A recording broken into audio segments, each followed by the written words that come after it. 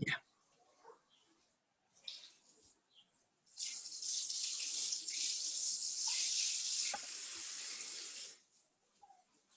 Bueno, la charla de hoy día, en el fondo, lo que queremos buscar es como dar ciertas herramientas y ciertos conocimientos a ustedes de lo que está pasando más o menos con sus hijos.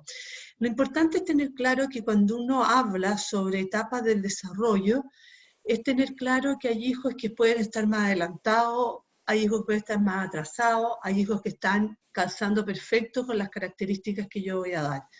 Aquí lo importante es estar abierto a ir reconociendo ciertas características para poder comprender mejor y poder poner,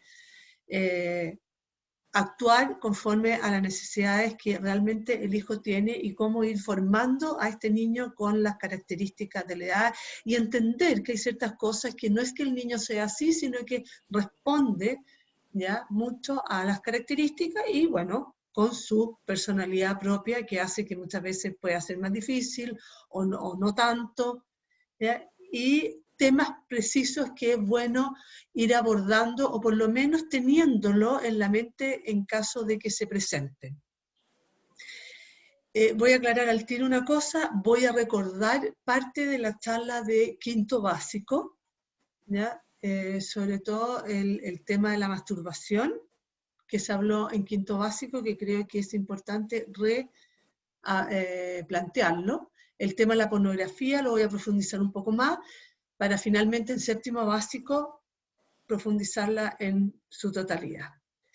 Esta es una etapa entre los 10 y los 13 años que se llama confusión y desintegración, en la prepubertad. Prepubertad es previo ya a que se produzcan, en el fondo, uno de los temas que voy a tocar ahora es las poluciones nocturnas, ¿ya? Cuando ya se producen las poluciones nocturnas, hemos dado un paso ya a la adolescencia. Antes de eso, estamos en la prepubertad. Si yo lo asimilo a las mujeres, es la diferencia entre haber tenido menstruación y no haber menstruado todavía. ¿Mm? ¿Qué características tienen? Aparecen los rasgos sexuales secundarios, aparece la vellosidad, aparece la famosa manzana Adán, que se llama en los hombres aquí en la garganta, empiezan a transpirar, empiezan a salir vellosidades en distintas partes del cuerpo, aumentan en algunas partes, en otras empiezan a aparecer, empieza a aparecer, se engruesa el pelo y se hace mucho más grasiento, producto de los niveles de testosterona que invaden el cuerpo y sobre todo invaden el cerebro, ¿ya? Esos son los rasgos secundarios. La habilidad a nivel emocional es un niño que puede empezar a tener muchos cambios emocionales en muy corto tiempo. Puede estar súper entusiasmado, alegre, fascinado, y de repente como sentir que se bajonea, sentir que nada le interesa, que todo le da lo mismo. Se mueve mucho por las ganas y lo que le es apetecible y que tiene como una recompensa bastante inmediata. Esto va a durar por lo menos hasta los 14, 15 años y un poco más también. Pasan de la tristeza a la alegría, de la extroversión a la introversión. Sobre todo las mamás es importante que conozcan esta característica porque son niños que venían quizás súper extrovertidos, se subían al auto cuando lo iba a buscar al colegio y le contaba de todo. Hoy día pueden volver a la casa en el auto, en el camino y no hablar una palabra. Por favor, mamá, no empiecen a fantasear, le pasará algo, este niñito estará deprimido, o esto. No, tú le preguntas cómo te fue en el colegio, me quieres contar algo, y si el niñito te contesta como monosílabo, lo más probable es que no tenga ganas de hablar y está más en la introversión. ¿Cuándo hay que preocuparse? Cuando un niño en el fondo una y otra vez o en un lapsus de tiempo, por lo menos de 2, 3, un mes, 2 meses, está en un estado más bien apagado, más bien hiperintrovertido, siendo bastante extrovertido, ¿ya? O muy irritable, o un niño que le está costando dormir en la noche. Esos son ya más síntomas que podrían estar hablándonos de un cuadro un poco más que hay que preocuparse, ¿ya?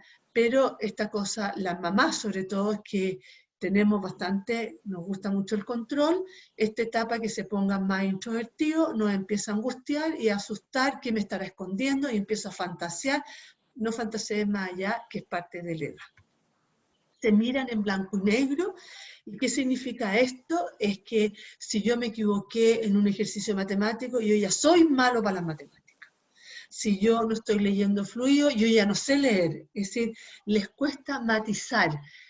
No sé, competí en una competencia de atletismo o di una clase pública y no lo hice bien, yo ya soy malo para la parte oral.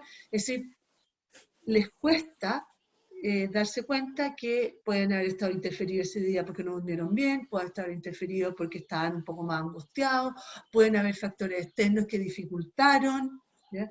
Por eso es muy importante que los papás, como dice ahí, acotar. ¿Qué significa? Muchas veces los papás hablamos en términos muy generalizados que el niño no logra comprender qué es lo que realmente el papá quiere. Por ejemplo, cuando uno le dice, niña, pórtate bien. ¿Qué quieres decirle pórtate bien? ¿Quieres que cuando llegue a la casa el amigo salude al papá y la mamá y cuando se vaya se despida, que no saque cosas sin permiso? ¿Eso es portarse bien? ¿Ah? Por ejemplo, quiero que ordenes tu pieza. ¿Qué quieres que ordene? Quiero que dejes la ropa guardada, que los zapatos donde corresponde y la mochila ordenada. Porque son todavía bastante concretos. ¿Ya? Sé buena persona. ¿Qué es a esa edad ser dije y buena persona? Esos son términos que uno tiene internalizados y uno los tiene en referencia a actos concretos. ¿Ya? Entonces, ser responsable. A esa edad, ¿qué es ser responsable? La responsabilidad a esa edad no es que se haga cargo 24/7 del hermano o de la guagua, esa es una responsabilidad que no les corresponde. Ser responsable es, haz tus tareas, entra a las clases cuando corresponde, no te salgas antes de la clase, haz las tareas, ¿ya? Ser responsable es que si tú tienes la tarea en la casa de, no sé, apagar la luz del living o poner la mesa, bueno, hacerlo. Entonces, acostumbrarse a acotar. ¿Ya? Los papás, muchas veces los niños no nos entienden porque hablamos muy en generalidad y sobre todo en esta edad que se mide en blanco y negro. Hipersensibilidad a la crítica son niños que en esta etapa ellos se imaginan cómo son. Y cuando es la crítica no tiene referencia o no hace referencia a lo que ellos se imaginan que son, lo sienten como casi como una estocada en su alma. Por lo tanto, si yo necesito decirle algo que sé que no es fácil absorberlo para él, necesito llamarle la atención porque hizo mal, ¿ya? De partida, por favor, no en la mesa. En esta edad, por ejemplo, las burlas entre los hermanos hay que cortarlas. Porque no es un niño que esté, ahora uno puede decir, claro, hay niños que tienen más humor, y esto, pero ojo con el humor en esta etapa. El humor puede ser súper relajador, pero puede ser tremendamente hiriente. ¿Por qué? Porque hay mucha sensibilidad a la crítica. La crítica, la burla, la comparación no ayuda en esta edad. Nadie tiene que ser como otro, tiene que ser la mejor versión de sí mismo. ¿Ya? Entonces, los papás, por favor, cuando muchas veces estamos con rabia, nos ponemos a criticarlo. Ay, el que se cree tan inteligente, el que se cree tan bueno para el fútbol, mira cómo es y ahora no se atreve a hacer tal cosa. Todas esas cosas son burlescas y la ironía también es una herida. La ironía es una manera de descargar la rabia que tengo. ¿Mm? Descalificadores con sus pares. Es una etapa que puede aparecer entre quinto, sexto y séptimo, puede aparecer bastante el bullying. ¿Por qué? Porque ellos se autodescalifican primero. Y todo lo que descalifican en sí mismos terminan descalificando en el otro. Es decir, descalifican en el otro lo que en el fondo en ellos no les gusta. Y si además ha vivido en un ambiente muy descalificador, se defienden de la descalificación descalificando. Es decir, me defiendo atacando. Entonces, con los pares, ellos pueden ser muy irónicos, pueden ser muy burlescos y muy descalificadores. La persona que es irónica con el otro, que descalifica, tiene un problema él en su autoestima. Muchas veces creemos que el que hace bullying es el que la lleva, es el que tiene personalidad, todo lo contrario. Una persona que hace bullying y que descalifica, primero se ha descalificado a sí mismo, y como no resiste eso, descalifica a toda persona que le haga sentir o lo acerque a su propia degradación. Es decir, a la larga, el que hace bullying es el que está más enfermo. Conflictos de obediencia. Es una edad donde ellos sienten que han venido desde chicos siendo súper obedientes, siendo más o menos, a veces no tan obedientes, pero que no se atreven a decir que no, ¿ya? Entonces entran en un conflicto de decir, ahora ya soy grande, yo ya tengo mis propios pensamientos, yo ya no soy el niño chico que tengo que decir a todo que sí, y empiezan con crear un grito de libertad. ¿Y cómo lo hacen? En el fondo, o oponiéndose pasivamente o oponiéndose activamente. Tengo el niñito que en el fondo el papá le dice, oye, vamos a ayudar a la mamá, y te dice ya, ya, oye, hay que poner la mesa ya, y no hace nada. ¿Mm? O tengo el otro hijo que tú le dices, oye, ¿por qué no me ayuda a arreglar la bicicleta? ¿Y por qué yo? ¿Por qué siempre yo? Y tú a mi hermano nunca le pedís nada.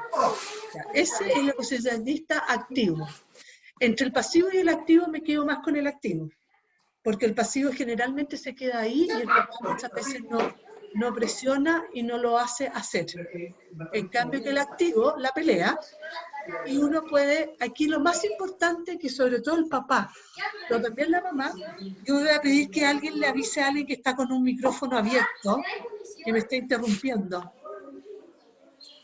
No sé quién. ¿Mm? Bernie, ahí parece que...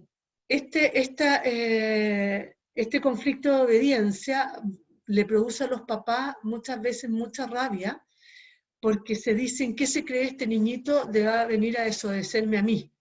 Yo en mi época ni me atrevía a decirle que no a mi papá. Los niños hoy en día es bastante distinto a lo que nosotros vivimos en ese aspecto. Por lo tanto, lo que tengo que hacer es darme cuenta que tengo que, en el fondo, convencerlo. Más que convencerlo, es como ayudarlo a hacer que haga. Pero cuando yo empiezo a subir el tono de voz, o lo empiezo a descalificar, ¿y qué te has creído? A tu papá lo vas a obedecer porque soy tu papá, no te va a servir y se va a poner más oposicionista, ¿ya?, de lo que estaba. En cambio, si yo le digo, mira, yo entiendo que no tengáis ganas de poner la mesa, pero sabéis que no estamos con ayuda, la mamá está cansada, yo también, y en eso quedamos, por lo tanto tienes que poner la mesa. Es como no entrar en un gallito que muchas veces los papás entramos porque nos sentimos que no le puedo aguantar, porque si le aguanta ahora, este va a ser lo que quiere, lo que se le da la gana. Esas son fantasías de uno. Desestabilización de los grupos, esta es una cosa que los pone muy de alto y bajo emocionales, cuando sienten que el grupo se está desintegrando, que convidaron a otro una cosa y a él no, que lo subieron a una reunión de Zoom a su amigo, pero a él lo dejaron fuera. Bueno, todo eso empieza a desestabilizarse. Ahora, los hombres tienden a funcionar o a relacionarse en relación a hacer cosas, ¿ya?, a jugar juegos en el computador, bueno, ahora que ya se están pudiendo reunir a jugar fútbol, a hacer cosas, ¿ya?, más que instalarse a conversar. Pero los grupos se empiezan a desestabilizar porque empiezan a emigrar y empiezan a encontrar otros intereses. Es una etapa donde es muy importante desarrollar actividades recreativas, llámese deporte, no solamente el fútbol, por favor, ampliemos, que no es el único deporte. También manualidades, un niño que le gusta hacer manualidades, que le gusta trabajar la madera, que le gusta trabajar el fierro, que le gusta hacer legos, que le gusta hacer rompecabezas, que le gusta cocinar. Todo eso ayuda mucho a pasar los estados nerviosos, ansiosos que se producen en esta edad por los mismos cambios hormonales que están teniendo. Es lo que se llama la etapa de la maestría. Es una etapa donde ellos están haciendo ciertos duelos, ¿ya? ¿Y cuáles son estos duelos? Es la corporalidad infantil. Acuérdense que lo primero que crece son las extremidades, por lo tanto, se van a poner... ¿Sí? ¿Quieres preguntar algo? Ya, pregunta nomás. Perdona, Tere, si se puede, digamos, no te quería interrumpir, pero para quedarme con bien la idea anterior, del slide anterior, cuando tú decías ahí, era el segundo punto. ¿Cuándo fijarse de ellos que están en esta liabilidad emocional? ¿Cuándo preocuparse? Y ahí me perdí un poquito, no lo caché muy bien. Ya, mira, la estabilidad emocional, lo que yo explicaba, es normal en esta edad por todos los cambios biológicos que están teniendo y sobre todo por los cambios a nivel cerebral. ¿Ya? Más adelante les vamos a explicar qué pasa en el cerebro, no aquí en esta charla, sino que estos 8 años, por eso no me quiero adelantar, pero sí qué cosa les va pasando. Ellos empiezan a querer tener espacios solos. ¿Ya? Y se pueden encerrar un poco más en la pieza, y eso es muy bueno porque están empezando a entrar en el mundo interior, ¿ya? En lo que es la interioridad, y se empiezan a hacer las preguntas: ¿qué es la vida? ¿Qué es la muerte? ¿Ya? Ahora, cuando estos espacios interiores o estos espacios de soledad son muy repetitivos, se mantienen mucho en el tiempo, a ti te empiezan a llamar la atención, hay que ver si el niño está huyendo de algo, ¿ya? O el niño en el fondo se está sintiendo sin herramientas para enfrentar, o se siente deprimido, que no tiene ánimo, que en el fondo no lo motiva. Ahora, no solamente este síntoma, y esto va aparejado, por ejemplo, en que empiezan a dormir mal. Por ejemplo, niños que te dicen una y otra vez: papá, ¿sabéis que no dormí bien anoche? O ¿sabéis que como que no puedo dormir bien? Entonces tú le puedes preguntar en un principio: a ver, ¿tú sientes que no dormiste bien o realmente no dormiste bien? ¿Sabes cuál es la diferencia? Que hay veces que el niño siente que no durmió bien, pero durmió. Cuando no han dormido, te pueden describir lo que pasa en una noche. Por ejemplo, si está en el campo, te dice: papá, es que como a las 5 de la mañana el gallo cantó. O por ejemplo, estoy pensando en un niñito que le decía a la mamá: yo sé lo que pasa desde las 3 de la mañana en la calle, sé perfectamente cuando se apagan las luces de las calles en la mañana, sé cuando empiezan a andar las micros, sé cuando empiezan a andar los autos. Eso quiere decir que no está durmiendo, ¿ya? O que su sueño es muy débil. Y cuando un niño está con un sueño muy débil, hay que atenderlo porque hay que ver de qué origen. Puede ser desde una depresión, que está pasando mucha angustia, puede ser un trastorno del sueño producto de algunos cambios hormonales, pero hay que tomarlo en cuenta. Es decir, el sueño es un indicador de algo, la falta de dormir bien. ¿Mm? Sobre todo en una edad donde tienden a dormir más, porque los cambios biológicos le están gastando mucha energía. ¿Mm? ¿Ya? Eso, por ejemplo, son unos indicadores. La introversión y extroversión es normal en la edad, pero cuando esto se instala en un niño que generalmente es extrovertido, bueno, también te puede llamar la atención. Pero un grado de introversión es normal. No sé si te queda más o menos claro. Excelente. Ya. Muchas gracias. Gracias. Gracias por la pregunta. Hace más entretenida la charla. Bueno, esta corporalidad infantil que lo empieza a entorpecer en los movimientos, entre los mismos amigos se empiezan a tirar talla: ay, que estáis torpe, se te cae todo. Entonces también esto, tengan cuidado con la crítica que le están haciendo, porque a ellos les duele. Ya, pero fíjate, mira dónde está. Piensen ustedes que lo primero que crecen son las manos, los pies, las extremidades. Los brazos muchas veces te llegan a las rodillas porque todavía el tronco ni las piernas han crecido. Entonces, obvio que van a estar torpes, que se les van a caer las cosas, que no van a medir bien muchas veces la pasada por las puertas. ¿Mm? Bueno, toda esta corporalidad que tienen que empezar a aprender a manejar. También a ellos les empieza a molestar la espinilla, entonces hay que ayudarlo. ¿Mm? Y sobre todo hoy en día, donde está súper hipervalorado el físico. En los hombres también, uno siempre lo pensaba en las mujeres, pero los hombres también. Identidad y rol infantil, en el fondo, son niños que van a empezar a tener una postura un poquito como más desafiante, en el sentido de que yo ya lo sé todo, y te van a empezar a hablar casi como ex cátedra, usando unas palabras que tú dices: este niñito ¿de dónde salió? Y de repente es como de la noche a la mañana. ¿Ya? Pero si es un niño, o te empiezan a cuestionar tus posiciones: ¿por qué tú decís que esa es la única opinión que vale? O porque tú encontrás que el partido, no sé, estamos hablando de fútbol, que le gusta tanto a los hombres, tú crees que lo único que es importante es la Chile, no, para mí me gusta el Colo-Colo, suponte.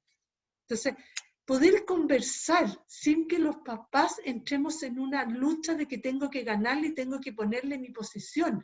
En cosas valóricas, yo tengo que ser firme, pero decirle, mire, yo no estoy de acuerdo contigo por esto, por esto, por esto, y das argumentos.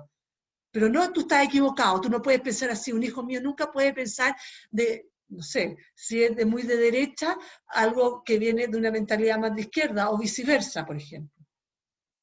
Entonces, tengo que dejar, porque esto les va a permitir a ellos cuestionarse y aprender también en la vida que uno puede conversar sin atacar, ¿ya? Y que podemos pensar distinto, ¿ya? Pero lo importante es aprender a escucharnos, ¿ya?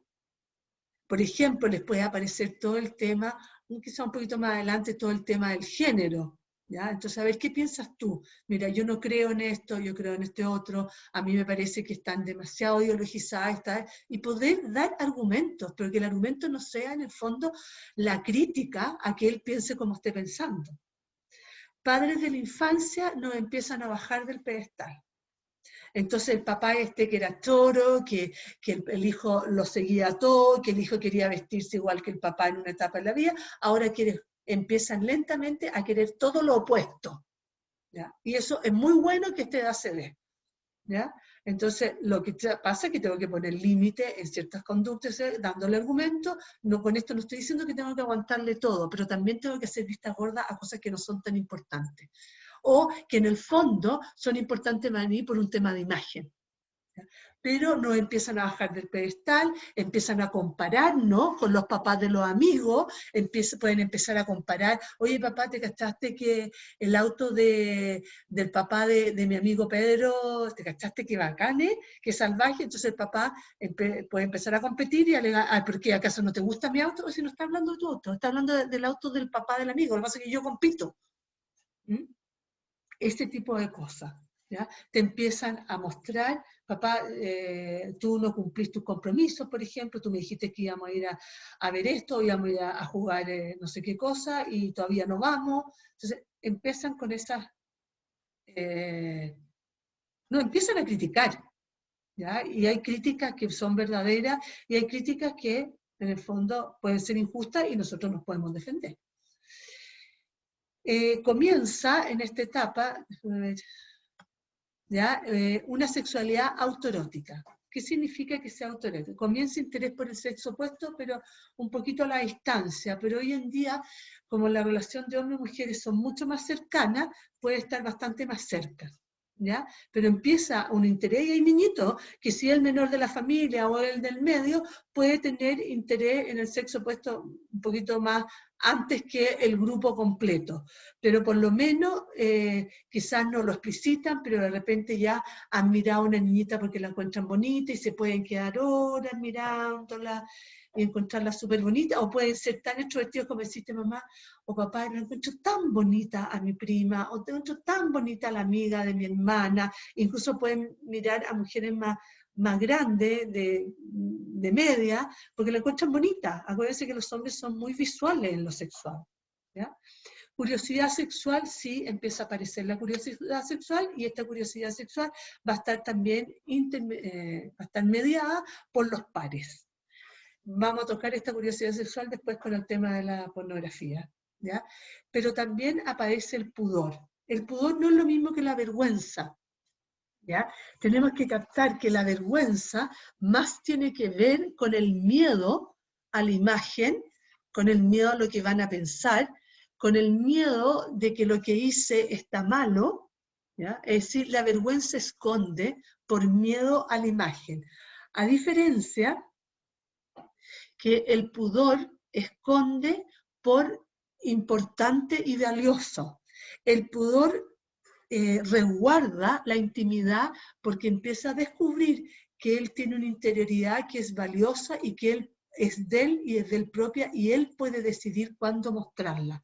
Y eso indica una madurez con respecto a que toma conciencia del pudor. Vamos a mostrar esta imagen, que el pudor en el fondo yo lo resguardo, igual es como una armadura, ¿ya? Que todo lo de afuera yo me protejo, y un sano pudor hoy en día es muy importante porque te va a proteger de la invasión de imágenes en las redes sociales. El pudor no es lo mismo que la escrupulosidad. Por ejemplo, voy a hacer la diferencia entre un sano pudor y lo que es la escrupulosidad. Un niñito, por ejemplo, que tiene ahora al doctor y no duerme en la noche, o está con dolor de estómago porque va a ir al doctor, porque le baja angustia porque va a ir al doctor y se va a tener que bajar los pantalones o los calzoncillos porque va a ser ocultado, ¿ya? Y lo angustia y le baja dolor de estómago o vomita por eso. Eso hay un rasgo de escrupulosidad, o podemos abrir otras posibilidades que hay, ¿ya? Pero cualquier conducta de esa te está hablando de algo que no está normal. El pudor, en cambio, produce un cierto grado de recato, es el niñito que va al doctor y le da como un poco de nervio, ¿ya? Pero se baja los pantalones y se deja ocultar. Pero no es el niñito que ya anda por todas partes de la casa, ya desnudo, va teniendo más recato. Ahora, el pudor, cómo se vive, también va a estar mediado por cómo se vive o se plasma en pudor en cada caso. En cambio, la vergüenza tiene que ver en el fondo con el miedo a la imagen. Por ejemplo, un niñito que la profesora lo encontró copiando y le dice: fulanito, tú copiaste, va a atender como sale en la foto, a taparse los ojos, o no a taparse los ojos, pero mirar para abajo porque le da vergüenza que su imagen se vea dañada. Esta etapa, el impulso sexual en la prepubertad, tiene más que ver con juego exploratorio sin connotación erótica, es decir, no está referido a un otro. Como están creciendo las extremidades, como está creciendo el pene y los testículos, ¿ya? Esto le produce sensaciones con el roce de la ropa y esto hace que se tiendan a tocar. Esto no tiene que ver necesariamente con la masturbación, ¿ya? Ahora, puede generar o terminar en una masturbación, pero el objetivo aquí no es la búsqueda del placer sexual por el placer sexual, sino que tiene que ver con esta incorporación, ¿ya?, de los cambios corporales y de la imagen. Busca satisfacer más una sensación física que le produce por tener los órganos sexuales externos, que le produce el roce con la ropa. Y uno lo ve la diferencia, porque es un niño que puede tocarse los genitales incluso de repente estando viendo una película en la sala de estar frente a todo. Es decir, no es lo mismo que la masturbación, que el niño se oculta. Ya pasando la prepubertad, ya entrando a la pubertad y a la adolescencia, el impulso sexual cumple otra función en el crecimiento del desarrollo psicosexual, que este impulso actúa en esta edad como motor que lo lleva al adolescente a salir de sí mismo, es decir, a dejar el egocentrismo propio de la infancia para ir al encuentro de los otros. Por eso es tan importante que ya hacia los 14 años, 13, 14, 15 años, ellos puedan tener participación en grupo, que pertenezcan a un grupo, que incluso ojalá que se junten con niñitas, y todo esto los va a llevar en el fondo a ir manejando este impulso sexual que de repente lo podemos volcar en sí mismo, y esto nos puede llevar a lo que vimos el año pasado, una masturbación más bien permanente. Voy a explicar la diferencia entre una masturbación esporádica y una masturbación permanente. Antes de entrar en el tema de la masturbación, vamos a tocar que ya es una edad en que se nos pueden producir las poluciones nocturnas. ¿Qué es lo que es una polución nocturna o sueños mojados? Es la activación de la producción de semen. Cuando empiezan ya a crecer los testículos y los testículos empiezan a producir semen, al principio se producen semen sin espermio, ¿ya? Pero este líquido que se produce tiene que ser vaciado. El organismo tiene dos maneras de eliminar, ¿ya?, este semen excedente. Uno es a través de los sueños mojados, que se llaman las poluciones nocturnas, o a través, en el fondo, de una reabsorción interna que tiene el organismo. La polución nocturna es un mecanismo natural para eliminar semen excedente, reabsorbiendo o, lo que acabo de explicar, a través de los sueños mojados. La reabsorción es a través de un mecanismo interno. ¿Cómo manejar y cómo hablar de estos temas con un niño? ¿Cómo conversar qué son y por qué se producen? Son por los cambios hormonales, porque ya empieza a producir el semen, ¿ya? Y necesitan ser eliminados, evacuados. No tienen connotación moral, ¿ya? Porque es absolutamente inconsciente. Tengo que tener un plan de acción. Si voy a la casa de un amigo y resulta que se me produce una noche un sueño mojado, el niño se despierta y no sabe qué hacer con el pijama, ojalá que lleve algún pijama de repuesto para poder cambiarlo y en el fondo decirle qué hacer con la sábana.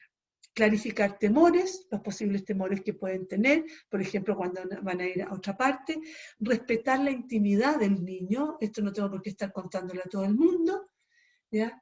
Es algo muy íntimo, y si él quiere se lo cuenta al papá, si él quiere se lo cuenta a la mamá. Darle un sentido. Esto te está preparando para que el día de mañana tú puedas engendrar vida. ¿Te acuerdas cuando en cuarto básico te enseñaron cómo se llegaba a la vida, cómo se unía el espermio con el óvulo, que son las dos células que conforman una vida? Bueno, lo maravilloso de esto es que tu organismo a esta edad ya se está preparando para llegar algún día a poder engendrar vida. Ese es el sentido que tiene. La masturbación, lo voy a recordar porque esto lo vieron el año pasado, es un acto libre, voluntario, por el cual la persona busca a través de la tocación de genitales obtener placer sexual. Primero, eso es absolutamente intencionado. No es lo mismo que tocarse los genitales en la prepubertad, que tiene más que ver con estos cambios biológicos, con esta sensación que empiezan a tener y a descubrir esta imagen corporal nueva.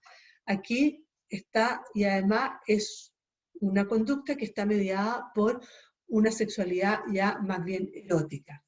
Lo que tenemos que aprender a distinguir es entre esporádica y habitual. Por ejemplo, esporádica es un niño que de repente estaba viendo una película y sintió a nivel de sus genitales una erección, se tocó y terminó en una masturbación, o se tocó y terminó eliminando el semen sin buscar eso. El habitual, en cambio, es aquel niño que busca, ¿ya? Que está buscando la ocasión, sabe perfectamente, ¿ya?, cómo producirla, y en el fondo lo peligroso de la masturbación habitual es que puede ser un fenómeno sustitutivo de afectos, por baja de logros, por baja valoración de sí mismo. Miren, el problema de la masturbación habitual es lo mismo que nos puede producir el problema de comer en exceso o no comer, ¿ya? Cuando yo como en exceso, lo que estoy haciendo es un cuadro ansioso, en el fondo bajarlo o manejarlo a través de la comida. La masturbación habitual puede transformarse en un fenómeno sustitutivo de sentimientos angustiosos, ansiosos, o sentimientos de baja autoestima, o de una hiperenergía que no estoy siendo capaz de descargar en forma más positiva, ¿ya?, que me sea más recreativa. Ahora, los peligros a largo plazo de la masturbación es que te cuesta el día de mañana poder manejar tu impulso sexual y también poder tener relaciones sexuales el día de mañana, sabiendo ser capaz de esperar en el fondo el proceso de excitación con la otra persona. Me acostumbro a una sexualidad muy individualista, muy centrada en mi deseo, en mis necesidades, donde no aprendo a mirar al otro. Y por otro lado, esta energía sexual que está puesta en esta edad para salir al encuentro de un otro, la vuelco sobre mí mismo, ¿ya? Y puede ser un elemento de mucho egocentrismo y una manera de dificultarme el salir al encuentro de los demás. Otro tema que puede afectar mucho en el tema de la masturbación, pero también afectar en la mirada que tengo a la sexualidad, es la pornografía, ¿ya? A través, ¿sí? Pregúntame. Mira, sí, Tere, respecto a la a la anterior, como en el fondo uno habla desde el esporádico o habitual, pero hay un mundo entre medio, ¿ya? ¿Hay un qué? Hay un mundo entre medio respecto a como niveles o no sé si ponerle cantidades, ¿ya? Pero es un poco el cuándo vas tú viendo o cómo te puedes dar cuenta, qué señales son más comunes para decir, en el fondo, oye, hay algo que está escondiendo a través de esta búsqueda de sensación, un poco como lo que hablábamos antes de esa introversión, tratar de darse cuenta cuando algo no le está haciendo mal y está escondiendo cosas, digamos, que siente y quiere llevar por ahí. Porque esa creo yo que es como la sutileza. Sí, Porque es que decir, esa es la oye, sutileza. Buena no, tu no, pregunta. claro, es como decir ya, claro, un buen matrimonio tiene relaciones sexuales, no sé, te voy a decir cosas, 1 o 2 veces a la semana o 6 veces a la semana, no sé, ¿cachai? Como, no creo que haya un número, ¿cachai? El tema no es la cantidad, sino que tiene que ver cómo resuelvo la parte emocional, Perfecto. ¿ya? Porque puede que sea una vez al mes, pero sea cada vez que estoy con mucha angustia. Entonces asocio el placer sexual a relajarme y de esta manera estoy sustituyendo herramientas que tiene el ser humano más elaboradas y mucho más sanas para resolver la angustia. Y como por ejemplo resolver la angustia sería pedir ayuda a alguien, poder conversar sobre mi angustia, elaborar la angustia. ¿Ya? Mira, esto es lo mismo que pasa con cualquier adicción. ¿Ya?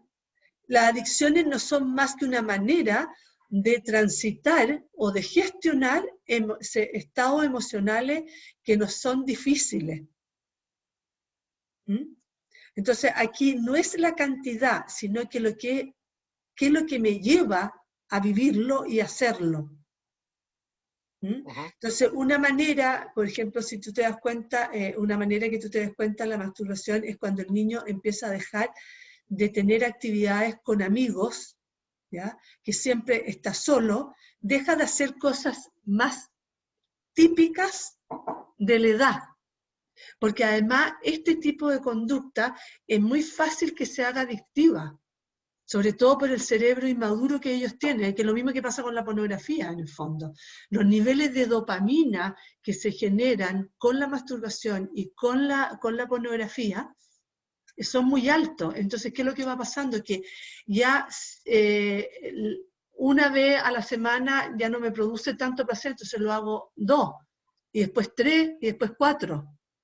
¿Ya? Lo mismo que pasa con la pornografía, puedo ver 5 minutos, ay, ¿qué importa? Si vi a la pasada, no pasa nada, ya. Pero resulta que en 2 días más, de nuevo es a la pasada. Y en una semana más, ya son 3 días a la semana que fueron pasadas. Y ya no fue una pasada, sino que ya me quedé como 10 minutos. Y ya después en el tiempo, ya no es la cantidad de tiempo solamente, sino que además el nivel de pornografía. Eso es porque los niveles de dopamina que van generando el mirar la pornografía, ya no te sirve. Necesito generar más dopamina para que me dé más placer. ¿Mm? Esto es lo mismo que nos pasa también con cosas, con lo dulce. ¿Ya? Que cuando yo como mucho dulce, cada vez necesito más dulce para sentirlo dulce. ¿Ya? Para sentir el placer en el fondo. Ese es el problema. Entonces ahí ya estamos en un nivel de una conducta en el fondo que puede ser adictiva. Que de vez en cuando, a ver, voy a hacer una de estas. Lo esporádico, uno lo orienta, lo ayuda, porque aquí voy a entrar en una mirada desde la moral. ¿Por qué desde el punto de vista moral la masturbación es una falta? Porque algo que está hecho para ser dado a un otro y porque su mejor realización del impulso sexual es cuando se vive con un otro, eso es lo más plenamente humano, lo estoy concentrando sobre mí mismo. Entonces es un acto que me lleva a un egocentrismo.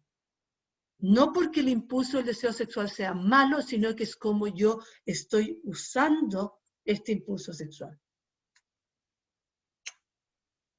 Está bien, pero a los 12 años esa es una frase imposible. No, esto te lo estoy diciendo a los papás, porque ya esto te lo estoy diciendo a los papás, pero esto es lo que a la larga tú puedes ir instalando en ellos. Es como decirle, mira, ¿qué pasaría si tú te acostumbras siempre a comer solo en tu pieza? El día de mañana te gustó una niñita y te convidaron a la casa de la niñita. Tú vas a ser capaz de esperar a que espere el dueño de casa, tú vas a ser capaz, en el fondo, de comer a un ritmo donde, en el fondo, tú no termines primero y llegues y te levantes, porque eso estás acostumbrado. Y porque estás acostumbrado y te baja la ansiedad de por qué me tengo desintentado. Bueno, ¿por qué uno come en familia? Porque es la manera de aprender a interactuar, porque nos da la posibilidad de aprender a manejar también las ansiedades, de saber esperar al otro. Tú le puedes poner muchos ejemplos. Por ejemplo, otro ejemplo. ¿Por qué tú crees que en el colegio te enseñan de tan chico a trabajar en grupo? Porque una de las cosas que uno tiene que aprender en la vida, y hay personas que les cuestan más, a otras que les cuestan menos, aprender a escuchar al otro, aprender a quedarse callado mientras el otro habla. Claro. Entonces, yo te voy adiestrando en esto. Bueno, en esto del impulso sexual pasa exactamente lo mismo. Tengo que aprender a manejar este impulso, porque yo voy a ser más feliz, y voy a ser más feliz un otro cuando lo aprendo a manejar y no me dejo llevar por él. Sigo. ¿Ya? Eso. Genial, Y gracias. fíjate que yo te voy a decir, por lo menos la experiencia que yo tengo en consulta, generalmente cuando la masturbación es muy ansiosa o ya es un comportamiento habitual, tarde o temprano se va a relacionar con la comida. En el sentido de que el que se masturba va a comer ansiosamente. No te oigo, no te oigo. Perdona, correlacionan, digamos, en cierto punto, en cierta etapa. ¿Cómo? Ambos. Correlacionan la parte de la masturbación versus con la comida, en el fondo. Se van No, eso moviendo tú se juntos. lo puedes mostrar como ejemplo, no le muestra lo que te estoy diciendo esto acabo de decir, pero para manejar el impulso sexual es lo mismo que yo manejo, como tengo que manejar el impulso de la comida, como tengo que aprender a manejar el impulso de querer hablar y dar mi opinión, pero tengo que esperar al otro, de aprender. Por ejemplo, una cosa que es súper importante en esta edad, bueno, cada familia come como quiere, no hay esto, pero es muy bueno servirse a la redonda, porque tú partes sirviéndote, el niñito está con un hambre, que esto, pero tiene que esperar a que el papá se sirva, que se sirva la mamá, quizá el hermano mayor, y además cuando se sirve, tiene que servirse mirando que le queda al otro. Mira todo lo que yo estoy enseñando en una conducta tan cotidiana del manejo de los impulsos. Buen tema. Sí, súper chévere. Eso. Está bien. ¿Ya? Genial. Gracias. Listo, gracias por tu pregunta. Bueno, en el tema de la pornografía tenemos todo lo que se ve a través de las pantallas, de los videos, de los juegos, ¿ya? Como dice el Papa Francisco, no se debe dejar de preguntar quiénes se ocupan de dar diversión y entretenimiento, quienes entran a sus habitaciones a través de las pantallas, a quienes los entregan para que los guíen en su tiempo libre. Este es un tema, y yo sé que en esta época para los papás, sobre todo de pandemia, tiene que haber sido muy complejo. Pero la verdad es que a mí me preocupa, y todos los estudios apuntan a que la pornografía ha aumentado de una manera altísima, y en la pandemia ha aumentado muchísimo más, y no solamente porque estoy entrando en sitios pornográficos, sino que también, fíjense en muchas películas que ya, por ejemplo, voy a contar la experiencia de una película, la famosa serie Elite, una serie, no sé si alguien la ha visto, española, de unos chiquillos jóvenes, adolescentes, de colegio, donde el pololo le dice a la polola que tenga relaciones con un amigo para que él la firme.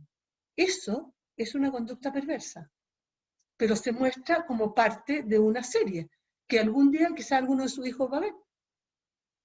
¿Ya? Entonces, ¿qué es lo que quiero mostrar con esto? Que en el fondo el tema de la pornografía tenemos que ser capaces de hablarlo. Espérenme que voy a prender la luz, me quedo oscura.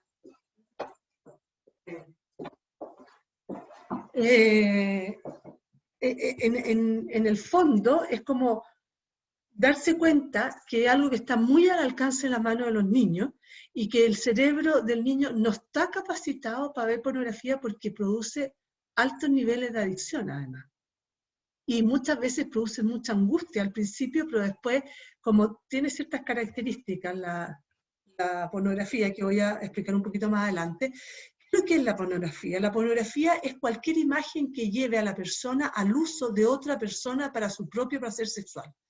Está desprovisto de amor, intimidad, sentido de la relación o profundidad. Puede ser muy adictiva.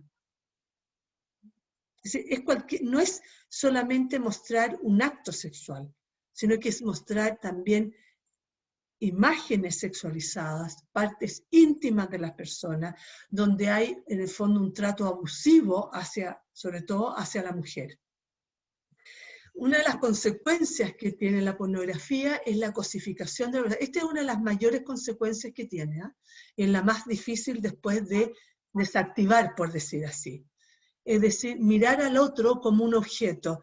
El Papa Juan Pablo II decía que lo más contrario al amor no es el odio, porque fíjate que en el odio existe alguna importancia hacia el otro, hay alguna valoración hacia el otro.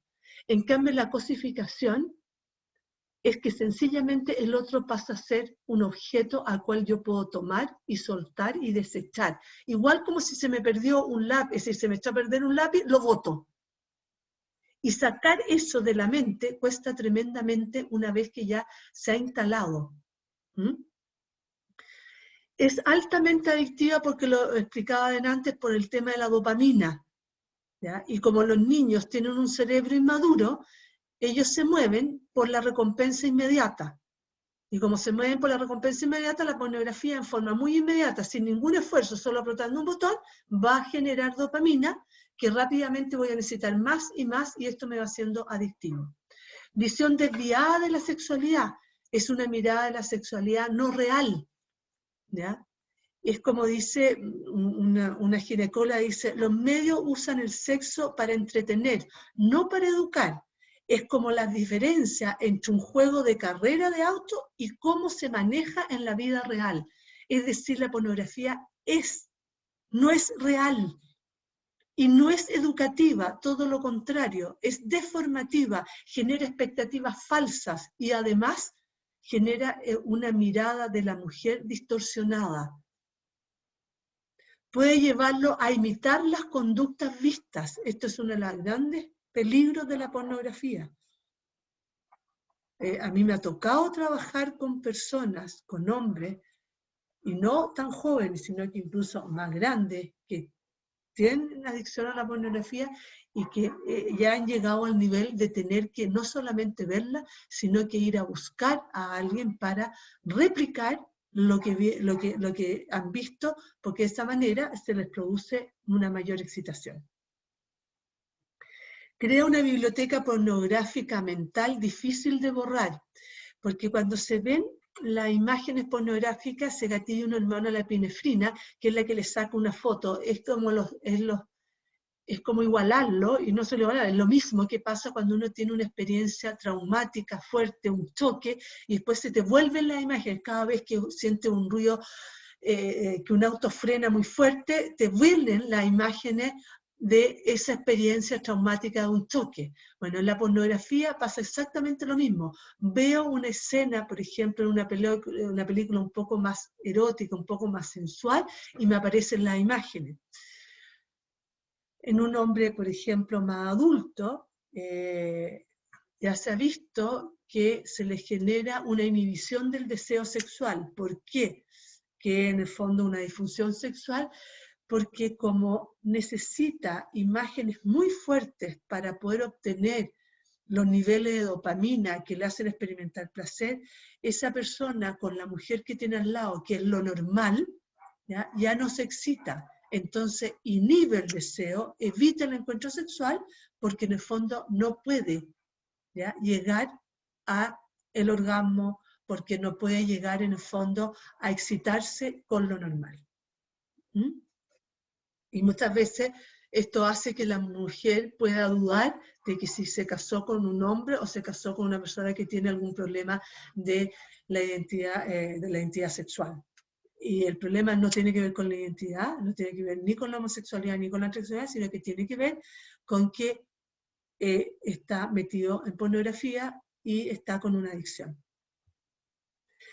¿Por qué a esta edad están más expuestos? ¿Por qué están más expuestos a la pornografía? Bueno, uno, la búsqueda de cosas nuevas y curiosidad. ¿Ya? Es una etapa donde se empiezan y la curiosidad sexual, producto de los cambios biológicos, aumenta, entonces esto lo hace más expuesto. La necesidad de pertenencia, la presión de los amigos. Muchos hombres y mujeres relatan después de adultos que se metieron a la pornografía porque los amigos lo veían y si no tú no te metías, quedabas fuera. ¿Ya? Es un tema que también habría que tocarlo con ellos.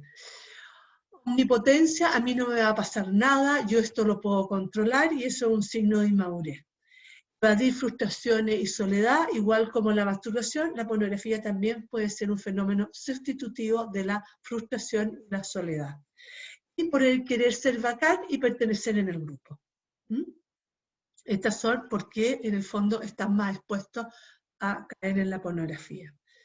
Cabe educar la sexualidad en esta etapa, el testimonio. ¿Qué significa el testimonio? No es que tenemos que ser perfectos, pero sí tener consideración por el otro, que los padres sean capaces de tratarse respetuosamente. Eso no significa que uno no se enoje, pero es como expresa el enojo, el poder expresar ternura, ¿ya? Entre los padres y hacia el hijo, el respeto que yo tengo hacia lo que el hijo me confía, ¿ya? Amor incondicional no significa tener sentimientos positivos las 24 horas del día con el hijo, sino que el amor incondicional se juega en la decisión. Hay hijos que a esta edad muchas veces, o no solamente a esta edad, hay hijos que nos cuestan unos más que otros, hay hijos que sacan de nosotros como la peor parte, la parte más agresiva, ¿ya? Hay hijos que nos cuestan, hay hijos que puede que no nos guste como son, pero eso no nos quita la posibilidad de expresar este amor incondicional porque yo puedo decidir mostrar afecto, puedo decidir ser tierno con él. También a esta edad muchas veces nos cuesta hacerle cariño porque están hediondos, por ejemplo, pero el amor es mucho más que un sentimiento, es una decisión. Por eso el amor incondicional se juega en lo que hago y no en lo que siento. Acoger sentimientos es ser capaz de, por ejemplo, si el niñito está enojado, está rabioso, yo pongo límite a la conducta, pero puedo acoger el sentimiento y decir, tienes mucha rabia, estás muy enojado, o por ejemplo un niñito que esté, como ven en blanco y negro, dice, yo soy tonto, yo no sirvo para nada, y uno llega y le dice, no, usted es lo mejor de mi vida, usted es lo máximo. Acoger el sentimiento y decir, ¿qué te tiene tan frustrado? ¿Qué te tiene tan molesto? Eso es acoger el sentimiento. Y después corregir la conducta y decirle, pero no es manera de tratarte, no es manera de tratar a nadie ni tratarte a ti mismo.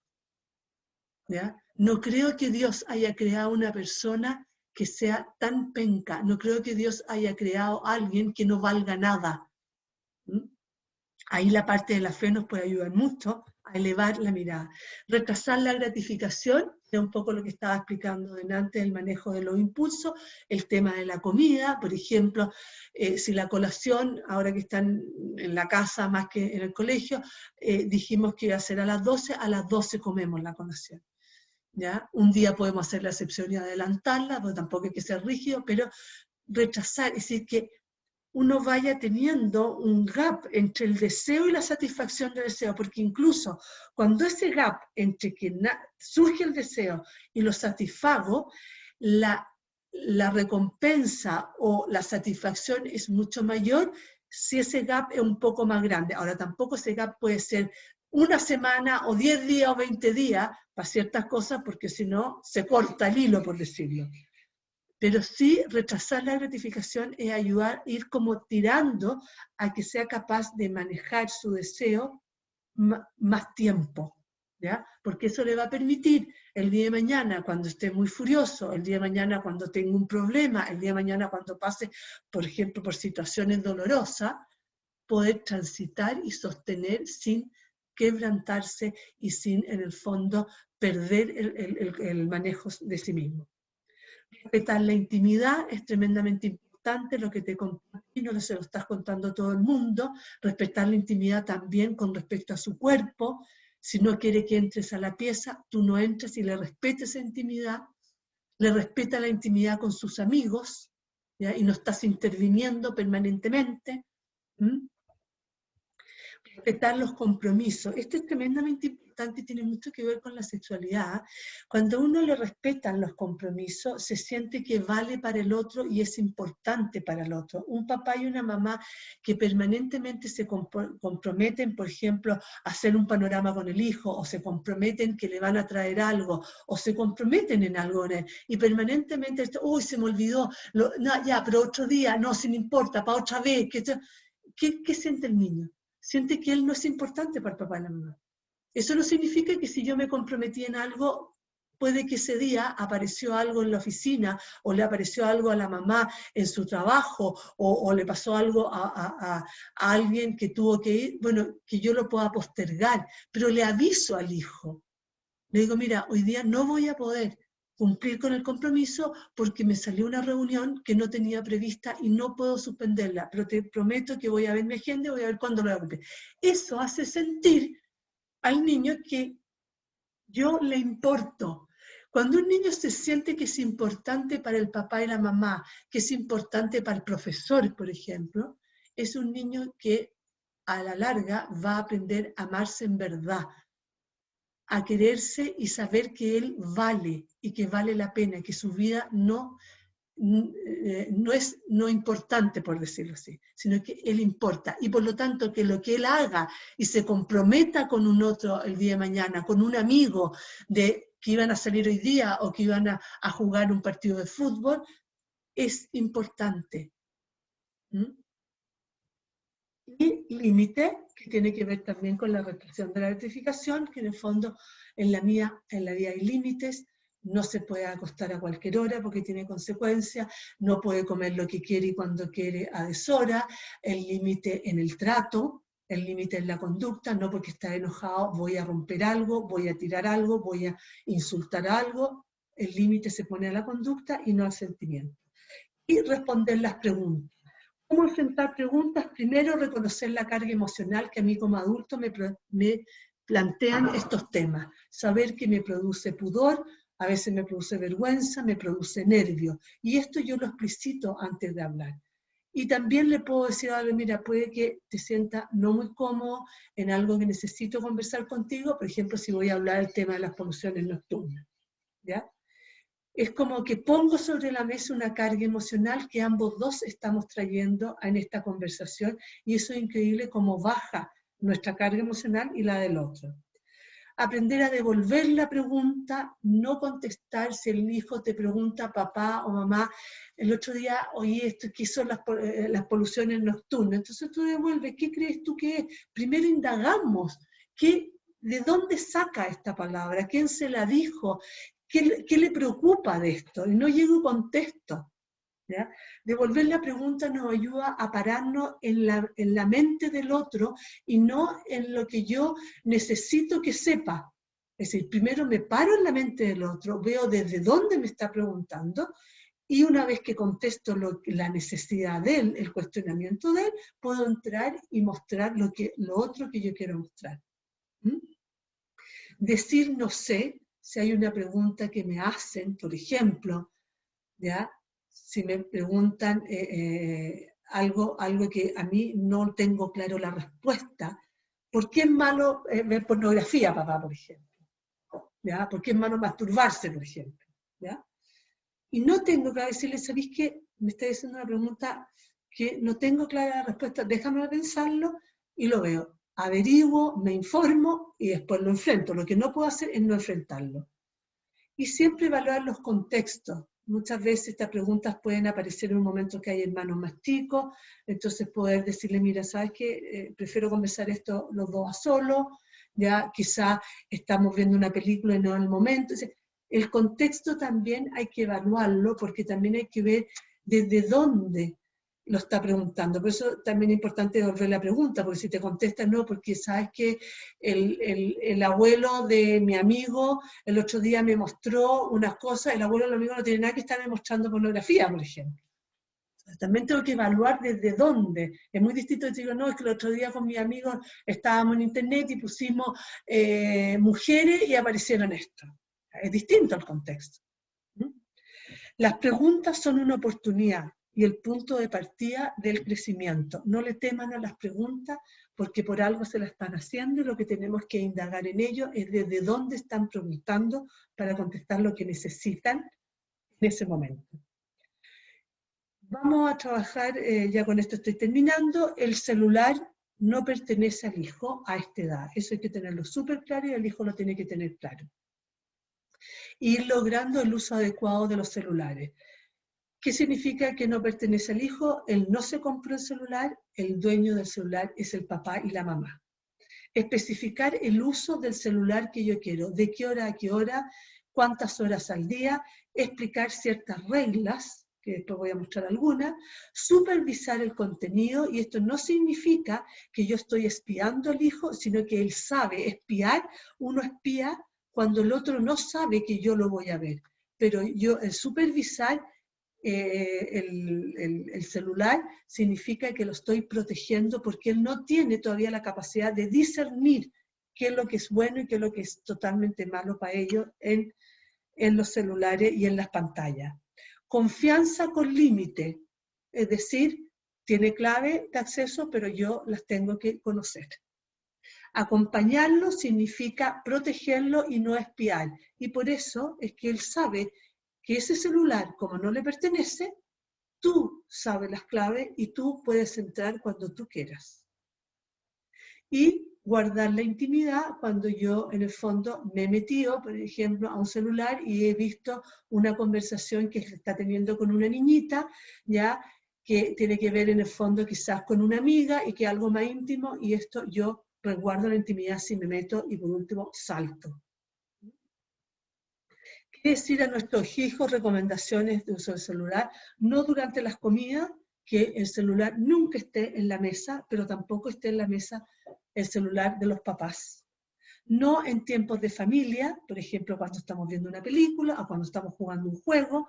No en la noche, ojalá que el celular no esté en la pieza y ojalá que el celular esté fuera de la pieza y en un lugar, en el fondo, común. Prohibido el sexting, es decir, en el fondo subir imágenes con contenido sexual, ya sea de él mismo o de otra mujer, o de otras mujeres o de otras personas. Ya el ciberbullying, en el fondo, maltratar, humillar al otro a través de las redes sociales, y la violencia, ya sea verbal o física, a través de las redes sociales. Nuestros hijos no son animalitos que necesiten ser domesticados para crearle un reflejo condicionado, sino seres personales que necesitan de una educación, que les dé un orden para decidir y herramientas para hacerse responsables de sus acciones y decisiones. Lo que nosotros estamos formando son hombres libres, pero hombres libres responsables que se hagan cargo de las consecuencias de sus actos. Eso es todo. ¿Qué quiere preguntarme? ¿Dudas? Voy a dejar de compartir. Ahí. Mientras piensan preguntas, si es que tienen, yo voy a poner en el chat un link